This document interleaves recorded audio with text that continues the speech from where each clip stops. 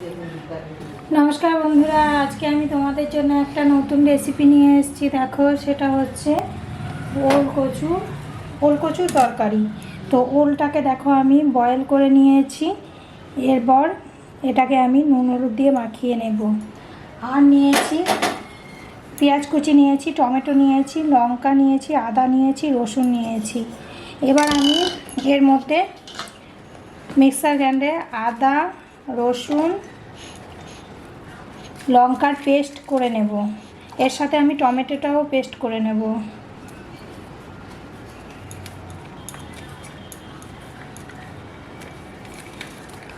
Are नियेछि देखो आमी आलूगुलो छोटो छोटो आलू बेशी बड़ो ना दुटो भाग करे केटे नियेछि।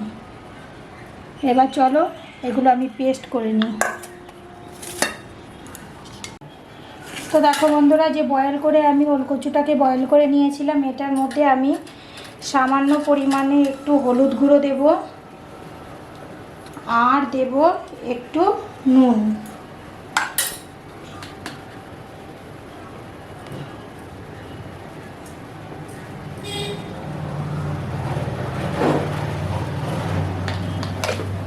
एबार आमी एटाके भालो करे माखिয়ে नेब।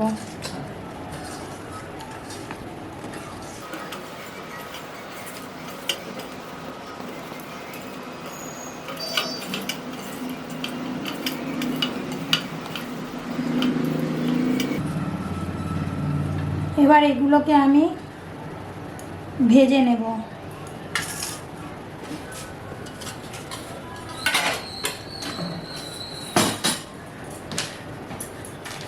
দেখো বন্ধুরা আমি মশলাটাকে পেস্ট করে নিয়ে এসেছি। এবার আমি দেখো কড়াই চাপিয়ে দিয়েছি, কড়াইটা গরম হয়ে গেছে। এবার আমি এতে তেল দিয়ে দেব।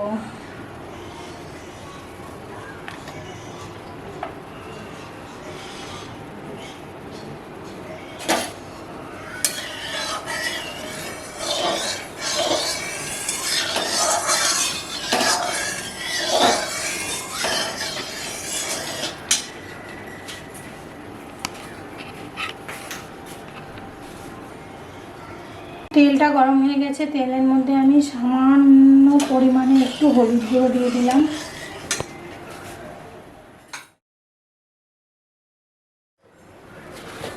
और दिए देब सामान्य एकटू नुन, तेलटा जेन ना छेटे तार जन्य।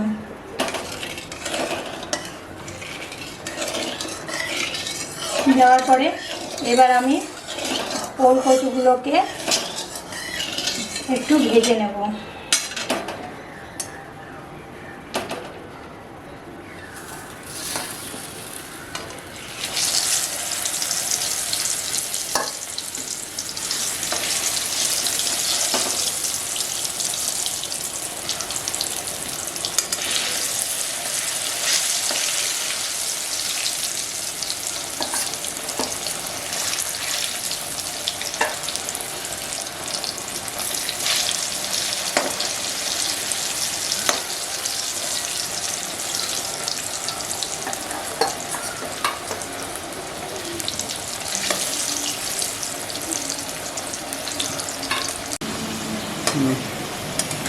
देखो बंधुरा आमार ओल कचुगुलो भाजा हो गेছে। एबार आमी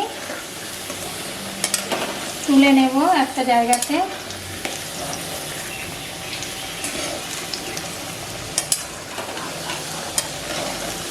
देखो लाल हो गेছে भेजे। एबार आमी एগুলোকে তুলে নিচ্ছি। এটা খেতে একদম সেম মাংসের মতো লাগবে তরকারিটা খেতে।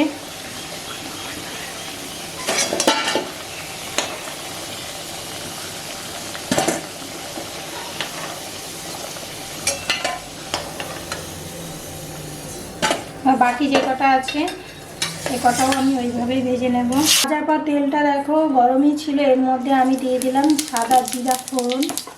এবার দিয়ে দেব এর মধ্যে পেঁয়াজ কুচি,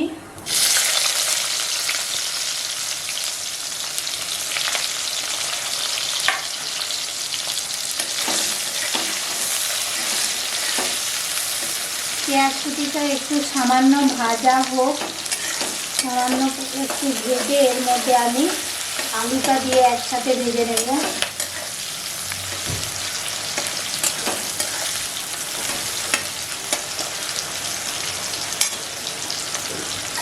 দেখো এতে আমি আলুটাও দিয়ে ভেজে নিচ্ছি, একসাথে হয়ে যাবে।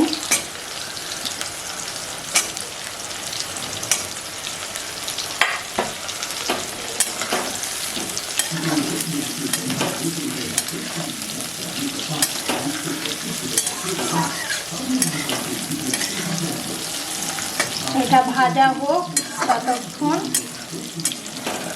তারপর আমি তোমাদের আবার দেখাচ্ছি।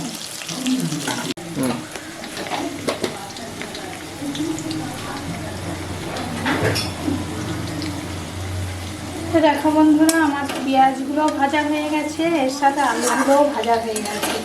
এবার আমি এর মধ্যে পেস্ট করা মশলাটা দিয়ে দেবো।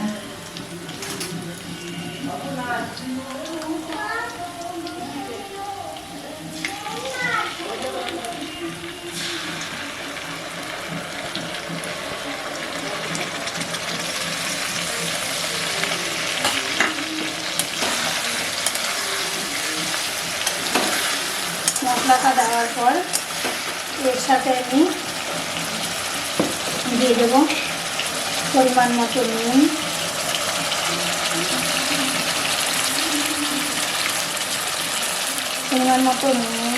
দেবো আমি।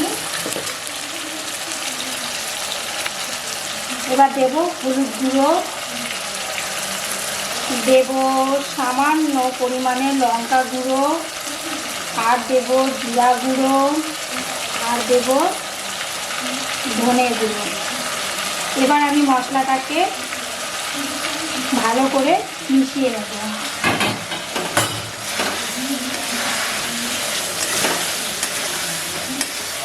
মিশিয়ে নিয়ে দেখো এবার মশলাটাকে আমি হতে দেবো কিছুক্ষণ, মানে যেন মশলাটা পুরো কষে যায়, কষে তেলটা ছাড়বে ততক্ষণ পর্যন্ত আমি এটাকে পুরো কষিয়ে নেব। এর মধ্যে আমি দেব সামান্য পরিমাণে 2-4 দানা চিনি।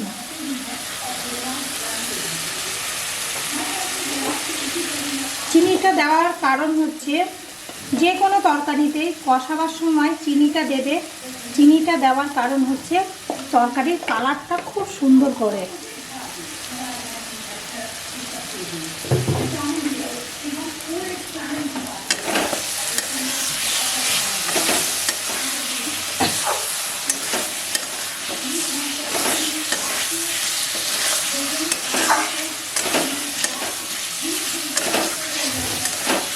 মশলাটা কষাতে কষাতে আমি এই যে ভেজে রেখেছিলাম যে ওলকচুগুলো, এগুলোকেও দিয়ে একসাথে কষাবো।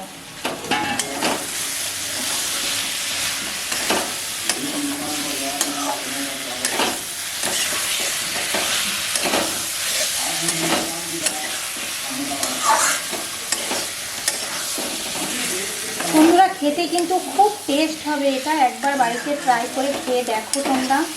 এইভাবে ওলকচুগুলোকেও এইভাবেই কাটবে তোমরা, পুরো মাংসের পিসের মতো, খেতে মনে হবে পুরো মাংস খাচ্ছি।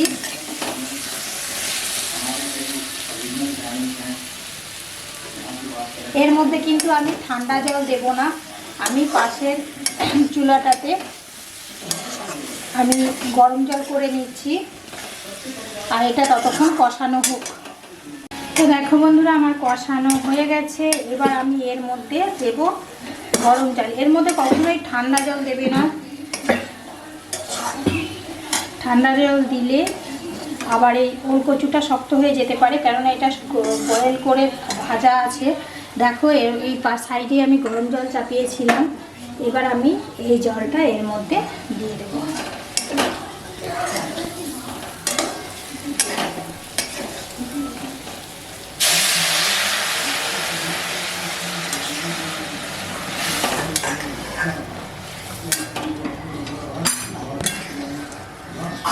এইভাবে এবার আমি এটাকে 5 মিনিট একটু ঢেকে দেব, ঢেকে দিয়ে 5 মিনিট হতে দেব।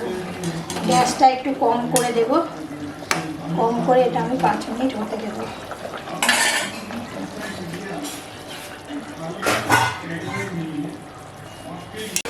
তো দেখো বন্ধুরা, 5-6 মিনিটের মতো আমি ঢেকে ধিমা আঁচে রেখেছিলাম।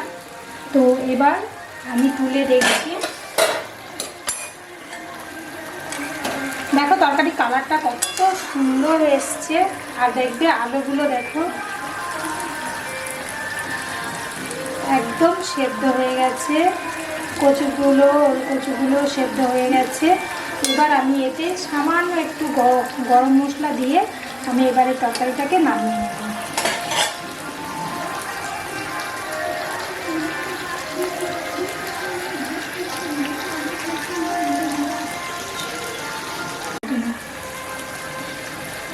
আমি সামান্য পরিমাণে গরম মশলা দিলাম, গরম মশলা দিয়ে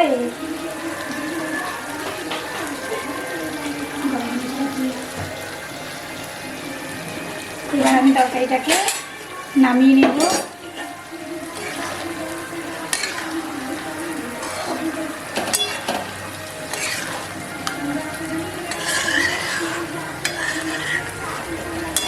এইভাবে তোমরা বাড়িতে করে খাবে, দেখবে খুব টেস্টি একটা খাবার। দেখো কত সুন্দর, এর কালারও যেমনি হয়েছে, দেখতেও খুব সুন্দর হয়েছে, এটা খেতেও খুবই সুন্দর হবে।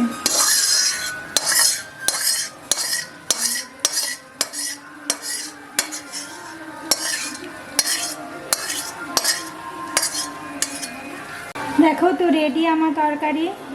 তো এরকম নতুন নতুন রেসিপি পেতে হলে আমার চ্যানেলটিকে সাবস্ক্রাইব করে দিও।